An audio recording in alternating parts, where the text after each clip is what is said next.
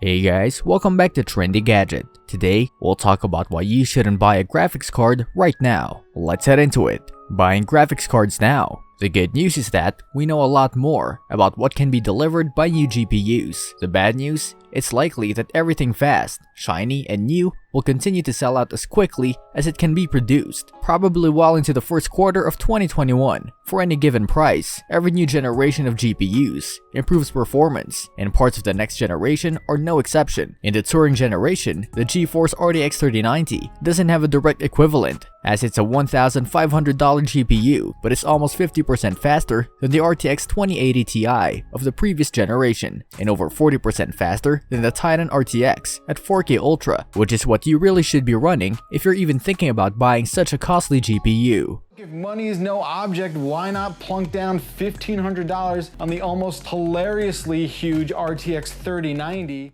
The GeForce RTX 3080, which is not much slower than the 3090, is priced at $700, and move it for the past few months since the first launch of the card. We'd love to know how many were sold, but our only real indication is that only a fraction of the RTX 30 series cards ordered by Danish retailer ProShop were received. Thanks to using GDDR6 instead of GDDR6X in a 256-bit instead of 320-bit memory interface, GeForce RTX 3070 is a bit of a bigger step down. However, for a starting price of $500, it basically matches the performance of the RTX 2080 Ti. You may be able to buy it if you want one and sign up for all the out-of-stock notifications, which still sounds like a better plan than buying a previous generation GPU at inflated prices. It's $200 cheaper than the 3080 at $500, and it outperforms last generation's 2080 Ti. Also launch are AMD's Radeon RX 6900 XT, RX 6800 XT, and RX 6800. AMD claimed that it worked with its partners to help relieve bots that nabbled all the inventory, but no one was fooled by it. All three big Navi chips sold out in minutes, and indications are that the retailers had even fewer cards to go around than Ampere. The Radeon RX 6900 XT is often faster at the top of the RTX 3080, and sometimes even comes close to the RTX 3090, at least in raster games.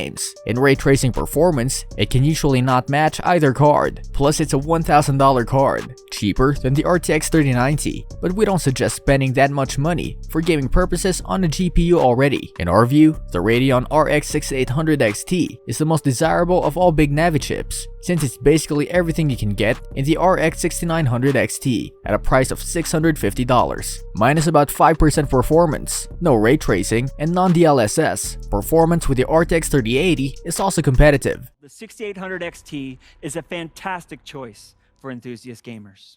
We even have more performance we are delivering. The Radeon RX 6800 is a little bit of a bigger performance drop, sporting 17% less shader cores than the 6800 XT, and also with slightly lower clocks. We'd opt for the XT model, considering the price is $580, only $70 or 11% lower than the faster card. Still, AMD's card looked quite good compared to the RTX 3070. It's got twice the memory plus the big infinity cache, so AMD isn't even trying to go head-to-head on pricing with Nvidia, why you shouldn't buy the previous gen GPUs. Alright, so you're probably not even able to find the new GPUs in stock. Why not just pick up a card on sale from the previous generation? It's a nice thought, but the issue is that most GPUs of the previous generations are now overpriced. Again, blame COVID-19, and gamers and office workers cooperated at home. But over the past few months, prices have increased almost every GPU. AMD's Radeon RX 5700 was one of the best deals from the early to mid 2020, seeing prices as low as $280 after rebates. It's about 10% slower than the RX 5700 XT, but that card typically sold for $350 or more, so it was worth taking the trade-off. Yeah, but now, the cheapest RX 5700 in stock, not counting eBay, that we can find costs over $600. That's more than RX 5700 XT's cheapest, which still costs $470. You're paying more for a card that performs a lot worse than the latest GPUs either way. Nvidia's RTX 20 series GPUs are worse than AMD's Navi 10 components.